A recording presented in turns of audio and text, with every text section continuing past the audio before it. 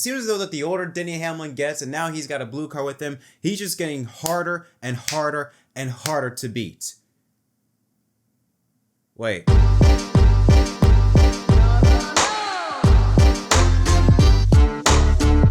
Yo, what's up everyone? My name is Jett. Welcome back to episode of MDK Racing. Victor yourself. Hope we're having a wonderful day. The second race of the NASCAR playoffs in the round of 16 has just concluded. We got a lot of stuff to talk about, but a theme that has been going on for 2025 is that still Denny Hamlin is the man to beat. He earns his 5th win of 2025, leads all drivers, leading 75 of the 240 laps to earn his first win here at St. Louis, and most importantly, he locks himself into the round of 12. He also gets his 59th career win of his Cup Series career, meaning he's 1 win away from tying Kevin Harvick at 60, and he earns Toyota their 200th career Cup Series win. Now, the race at St. Louis, at least for my standards, I thought it was the best, I thought. Out of all the races there, we saw some really good battles, some great storylines, very fun pit strategy. It was overall a very solid race. We'll discuss that a little bit later on the show on my full thoughts on it, but otherwise I thought that was very interesting and it did exceed my expectations.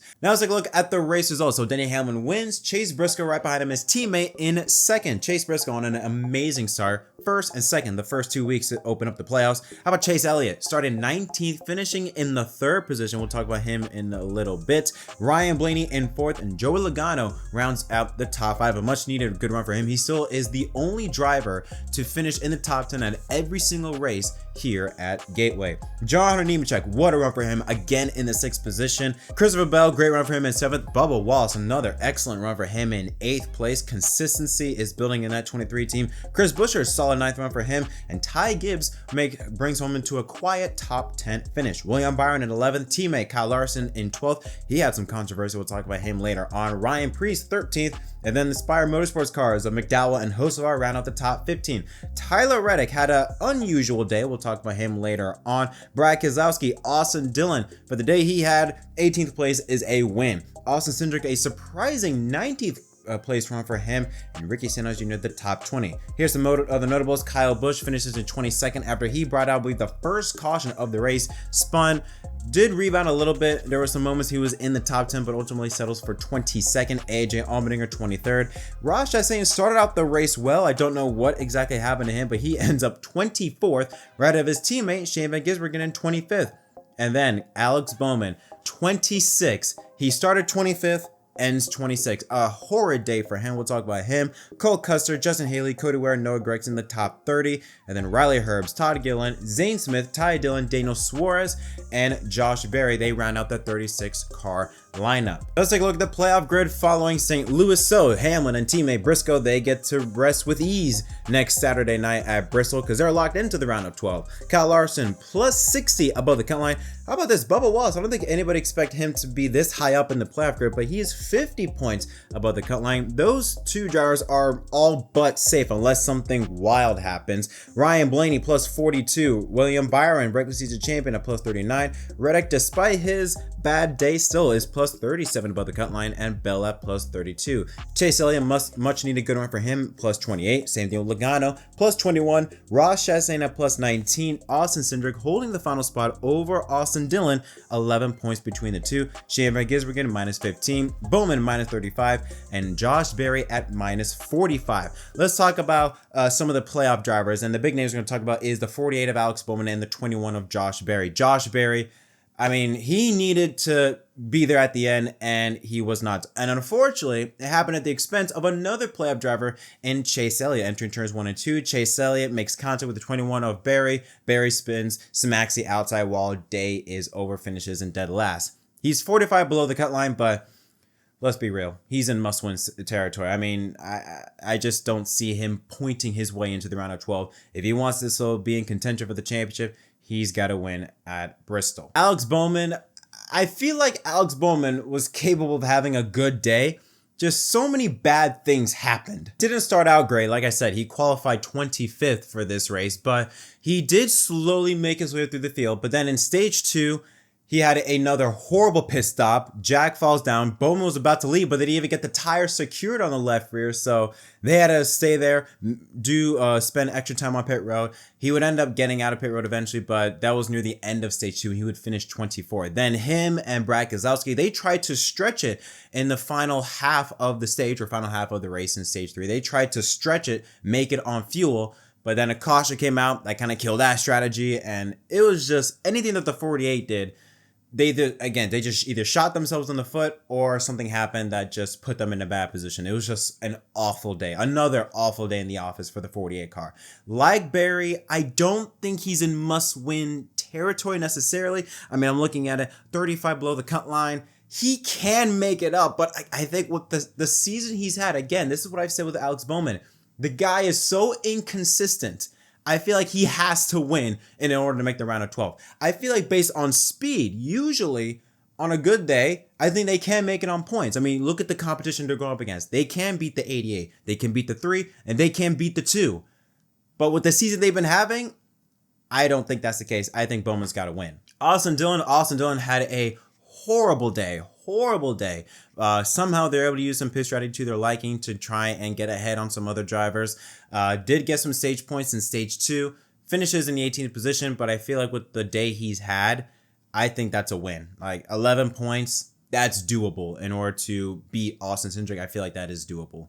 At least points-wise. I don't think he will, but it's doable. It's not like he's not in a situation like Josh Berry where he has to win. Dillon, he can still point his way in. With Austin Cindric, I was quite surprised by how bad of a, let's just say how bad of a day, but just was non-existent. I expected more from the 2 car with how strong Blaney and Logano was. I mean, Cindric started 9th. It wasn't like he started mid-pack. I expected more out of the 2 car, so I was quite surprised to see him just be non-existent in that race, but he's sitting at plus 11. And then finally, Tyler Reddick. Tyler Reddick just had a bad day. Started out really good, but then in the middle portion, it all fell apart. There was a moment, I believe, where Reddick got caught speeding on pit road that sent him to the back, and then he had an issue with his car. His car was not handling right. Just he could not go anywhere at all. As soon as he got back in, that lap traffic, he could not go anywhere and just virtually stayed there the entirety of the race. As soon as he got back in mid-pack in that lap traffic, or I shouldn't say lap traffic, but just traffic in general, he could not go anywhere. Seen this though as his car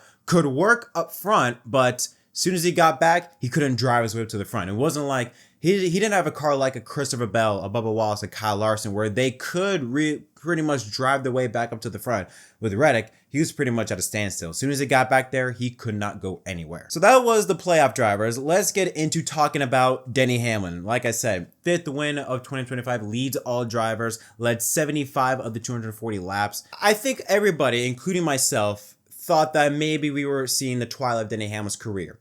I viewed Denny Hamlin's career kind of similar to Jimmy Johnson in 2018 with a brand new crew chief when he didn't really want one, with Chris Gale that was with Ty Gibbs, having a new sponsor, should say a lack of sponsorship. Everything just seemed as though that like, okay, this is not going well. And on top of that, the lawsuit, 2011, everything that's got going on Denny's head, you would think that, okay, maybe 2025 is the beginning of the end. And I would argue this done the exact opposite. I mean, he's the most consistent driver, been the best driver, the most explosive driver so far 2025, I'd argue. And I mean, he's been money. Won pole the first 2 races of the playoffs. Despite his issues at Darlington, still was able to rally back and finish in the top 10. And then here today at Gateway, didn't have the best car. Started out pretty good, but then kind of fell back a little bit.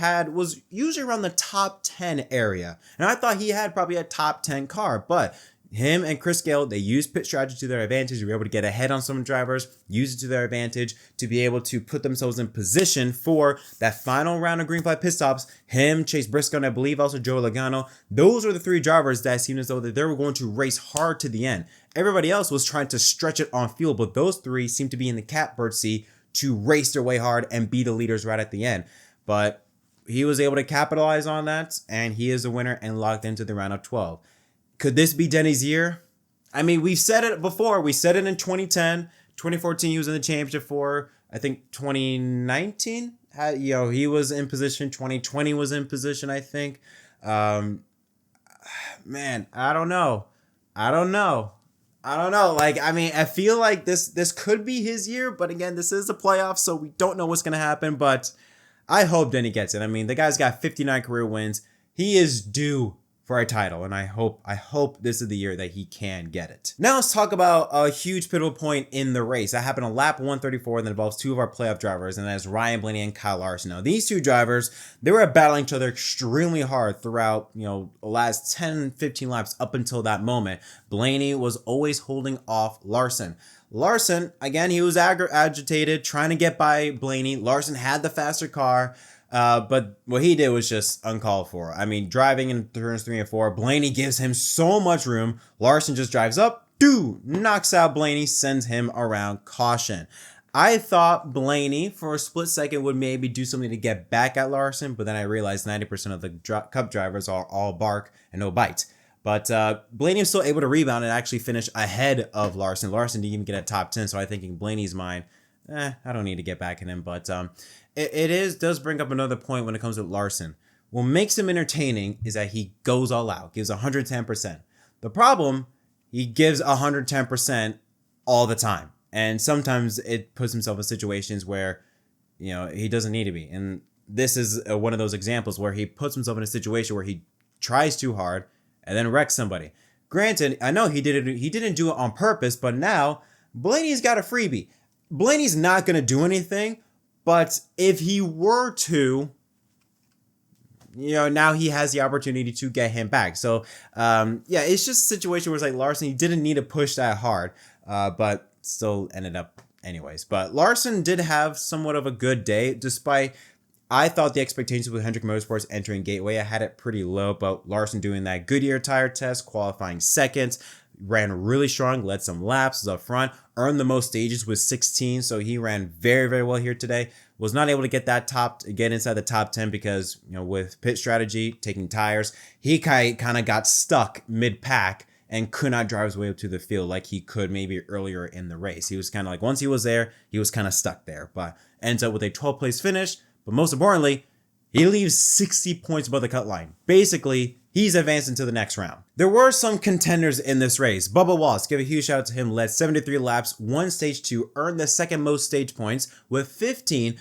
Like I said, nobody, I think, had Bubba this high up in the playoff grid. I think everyone had him advancing into the round of 12, but I had him advancing maybe 7th, 8th on the grid. He's in, but not like maybe 15 points in, you know what I mean? I did not have him 50 points in. I mean, he has performed extremely well so far in these playoffs. He's led laps. He's been up front, gotten stage points, did what he needs to do, or done what he's needed to do. Despite not winning, he's up there to the front, gathering those stage points to be able to safely lock himself into the next round.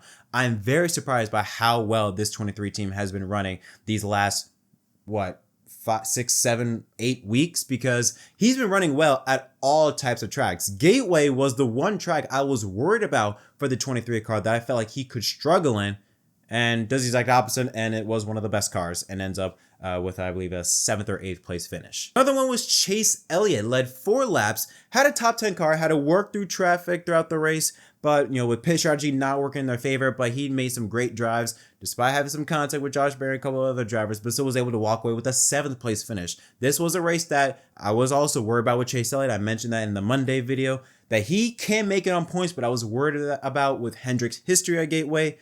Didn't think that he could run all that. And I was worried about specifically where he started in this race. He started outside, I believe, the top 15, if I'm not mistaken, but performed an excellent drive, was able to get his way up to finish in 7th place.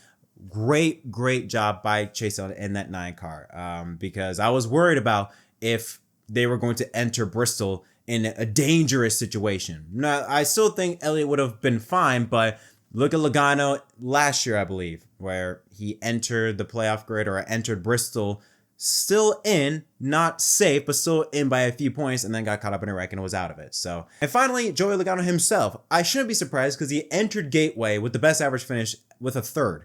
Still, he leaves Gateway as the only driver to finish in the top 10 at every single race with a 5th place finish. Was always there in the mix. He wasn't flashy, wasn't dominant, he wasn't like a Bubba or a Briscoe or a Hamlin that really showed that, like, whoa, okay, maybe we need to take a look at this guy.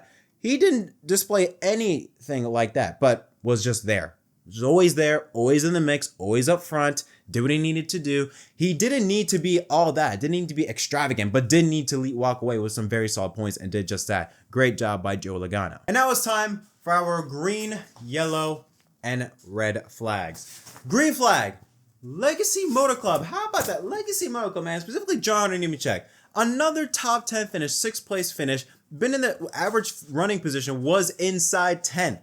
I mean, I don't know what it's been, man. But JettMDK, he's been moving differently, right? I wonder why. Okay, well, actually, I do know why. But, man, off the track, he's been bringing out new game on drip mode. And on the track, he's been pulling out some punches, getting some nice finishes. I'm very excited to see what Legacy Motor Club's got cooking up for 2026 because they're doing this on their own. They don't have an affiliation or any type of alliance with JGR like what 2311 has. They're doing this on their own. And we're starting to see it every now and then, starting to see the Legacy Motor Club starting to get better and better. So green flag for Legacy Motor Club. Yellow flag, on the other hand, Goodyear. They saved y'all, NASCAR, a little bit though.